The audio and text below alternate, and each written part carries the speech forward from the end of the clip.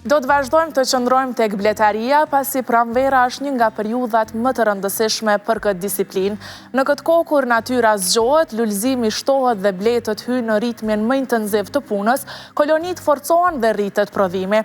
Për të kuptuar më shumë rreth përgatitjeve dhe kujdesit gjatë kësaj periudhe, kemi vizituar në Deçan kryetarin e shoqatës së bletarëve, zotri Haket Tahir Ukaj, i cili ndan këshilla të vlefshme për bletar rreth menaxhimit të koshereve dhe punën që duhet bërë gjatë këtyre ditëve.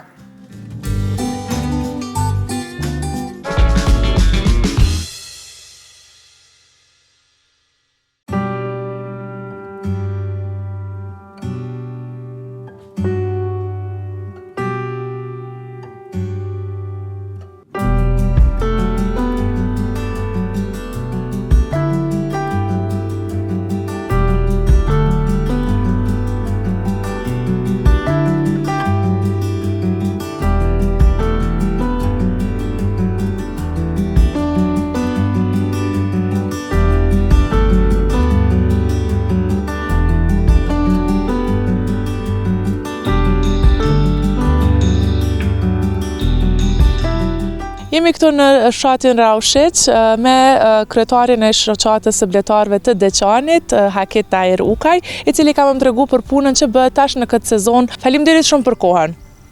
Faleminderit edhe juve. Fillimisht ju dëshiroj mirë ardhjen. Faleminderit shumë. Sa i përket bletarisë, bletaria është e njoftën që me menaxhu mirë me bletë, me kultivu bletë mira, duhen me qenë bletë të përgatitura të forta. Me qenë bletë të përgatitura, duhet fillimisht bletët me i dimnue, bletë të fuqishme, bletë të forta, përgatitjet për dimën të jenë të mira, bletë të jenë të shëndetshme, ushqim të mjaftueshme edhe kështu me radhë. Në muajin janar, gjysma e dytë e muajit janarit dikun në këtë regionin tonë fillon bleta me gjenerat 3, fillon me pjell. Pjellja mbarësisht për kushtet klimatike, ma herët ma vonë, fillimi i shkurtit, nëse koha është 12 grade ma tepër, atëherë ka mundësie më bo një kontrole shpejt. Në kontrolën e shpejt, në shkurt, vetëm këqyrët se ka gjendjen, a ka ushqim, a ka fillu ama me pjell, mos ka ndonjë shqetësim, ndonjë smundje, e tjera, dhe me thonë, për shkurt, sa ma shpejt, hapet bleta dhe mbyllet. Faza e dytë është muaj mars. Në muajin mars, kur fillon temperaturat më ngrit dikon 14-15 gradë, atëherë bëhet një kontroll detale ku këqyrët në përgjithësi, si o gjendja me bletë, sa ka pjell, sa ka ushqim, si ka gjendjen shëndetësore, edhe kështu me radhë. Po a ka qenë gjendja mirë këta muaj që i lam pas? Ky vit është një ndër vitet më të mira pothuajse në vitet e fundit. Me siguri ka qenë edhe koha e volitshme për bletë. Sa i përket humbjeve dimrore, se humbjet dimrore zakonisht muajin mars, atëherë mundën më vërtetu, këti vit kanë qenë në suaza të normales. Dhe më thonë nuk ka pas ndonjë shqetësim, ndonjë smundje ku bletë masivisht si vitin e kaluam, që ka ndodhur për shembull janë përgjysmu parçet e bletëve, apo më tepër ka ndodhur që edhe krejt parçet kanë shkuar, këj vit nuk ka ndodhur. Do më thonë ka qenë 90% kanë qenë humbjet, ato që ka janë shumë normale. Pas krymjes asaj fazë të dytë, vjen faza e tretë, muaj prill. Muaj prill, zakonisht muaj prill 15 prilli. 15 prilli kur natyra gjelbran, natyra lulëzon, kështu që punën në muajin në prill, bleta e bën punën më të madhe. Pe muajt janar, e deri ka fundi muajt prill rritet për 3 ose 4 herë ma shumë numri i bledhve, i mizave në një koshere, do më thonë zhvillimi i saj është shumë i havshëm, dhe tani ka nevoj për zgjerim të qerdhës së bledhve. Zgjerimi i qerdhës së bledhve zakonisht kur bëhet në muajin prill, 2 korniza me flet dyllit ose me pet dyllit zakonisht i vendosen, e zgjerojmë, ka nevoj edhe për përdhimin e dyllit, ka nevoj për me zgjerue pjellën vet, edhe ka nevoj bleta mos me marë instinkt për rritje. Nëse i jepim punë asaj, e angazhojmë në punë, instinktin i rritjes është shumë më i vogël. Nëse jo se jo, atëherë fillon instinkti i rritjes, edhe për atë vit ajo blet nuk ka ndonjë profit, nuk ka gjithçka. Kështu që në muajin prill tani i zgjerojmë blet, në këtë kohë i vendosim edhe katët e mjaltit, apo deponit e mjaltit tani, o koha pe 15 prillit në gjunin tonë, me vendos deponin e mjaltit. Se natyra është e bujshme, natyra ka polen, natyra ka nektar, çdo gjë gjallënon. Bleta është e lidhur me vegetacionin, nuk është e lidhur me datën, me muajin, me ato, në bazë vegetacionit është edhe zhvillimi i bledhë. Më thonë, paralel shkojnë vegetacioni me zhvillimin e bledhë. Sa koshere janë gjithsej këto? Këtu janë 25, 26, 27 dikon. Edhe po i shohim që ke edhe një pemishte këto? Pemishte e re. Që i ndihmon bletës? Pemishtja i ndihmon, tani është koha kur lullëzojnë në pemet.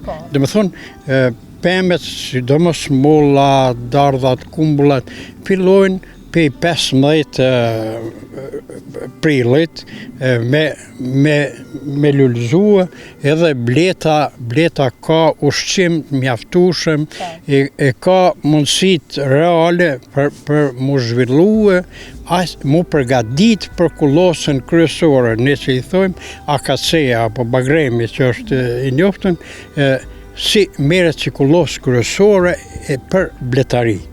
Nëse dështon kullosa bagremit, atëherë gjasat janë shumë të vogla me qenë viti suksesshëm. Nëse akacea është e mirë, kullota tjera janë kullota shtesa, që e ndihmojnë, po kullota kryesore është kullota e bagremit. Atëherë edhe ky lloj mjalti që e nxjerrni është i bagremit. Në këto koshere që... Në këto koshere këtu është mjalt i bagremit, po jo mjalt i bagremit 100% i bagremit. Mjalt i bagremit del kur ka ngjyrën thujat pa ngjyrë, është me ngjyrë të bardhë. Këtu e ka ngjyrën paksa të mbyllët. Se përpos bagremit, këtu ka pyll, këtu mali, edhe këtu ka lullat të ndryshme, kështu që mjalti del shumë më cilësor se sa mjalti i bagremit. Edhe çmimin unë e kam më të lartë se mjaltin e bagremit tu. Sa kushton kështu 1 kilogram? 1 kilogram vitin e kalum, për vitin e kalum nëse folim, 1 kilogram i bagremit ka kushtu 20 euro, po vitin e kalum thuja që s'ka pas bagren fare, mjaltin e malit që është shespe i këtu hujt 25 euro. 25 euro. Për vitin e kalum, për fjallë. Këtë vit? Kemi ndryshu çmimet? Këtë vit, ne si shoqat do të ulemi të bisedojmë se me siguri edhe inflacioni, çmimet, gjitha ato ndikojnë edhe në prodhimin e mjaltit. Po, e vërtet. Transporti, gjitha ato ndikojnë, kështu që me siguri do të shkojmë edhe pak më lart me çmime. A mendon që mandej konsumatorët kanë me ble? Po sa i përket prodhimit mjaltit në Kosovë, mjalti është prodhim që nuk i plotson nevojat e konsumatorëve. Do të thonë, mjalti nëse nuk hyn pe eksportit, nuk, do më thonë, ne ndoshta 30-40% i plotësojmë nevojat e konsumatorit. Kështu që ne nuk kemi problem për çmime, kemi problem tek kvaliteti. Nëse kvaliteti nuk ka, se nëse thomi që mjalti çmimi nuk e përcakton kvalitetin. Nëse kvaliteti nuk pyet kush për çmim, dënë cilësi. Cilësia e mjaltit, ne përpiqemi që mjalti të jetë cilësor. Jo vetëm unë, po gjithë bletarët përpiqemi që mjalti me qenë cilësor, jo mjalti industrial që hyn pe jashtit, mjalti që ndoshta me 1 kilogram, timin i blen 5 kilograma, si po e nuk sa mjalt nuk e di. A mendon që është kjo një sfidë e bletarëve, edhe cilat po mendon që janë sfidat për këtë vit? Pa për këtë vit po mendoj që si sfidë kryesore është ngritja e çmimeve të derivateve, cila i tërheq shpenzimet, gjitha shpenzimet, e nuk e di që ne na përkrah qeveria me subvencione, me subvencione të cilat kanë qenë vitin e kaluar 25 euro për koshere, nuk e di a do të ndryshojnë çmimin, do të ngritet çmimi, se përndryshe, do të thonë kostoja e prodhimit këtë vit ka me qenë më e lartë se vitin e kaluar me vitet të tjera, kështu që bletarët kanë më përballë edhe me probleme me siguri edhe të prodhime tjera të dyllit, sheqeri kur duhet me përgatit blet për dimën, do më thonë çmimet kanë më shku ma lartë, edhe me siguri edhe çmimi i mjaltit duhet me ndryshohet. Atëherë unë të falenderoj shumë edhe po e shohim pak punën këto. Faleminderit edhe ju.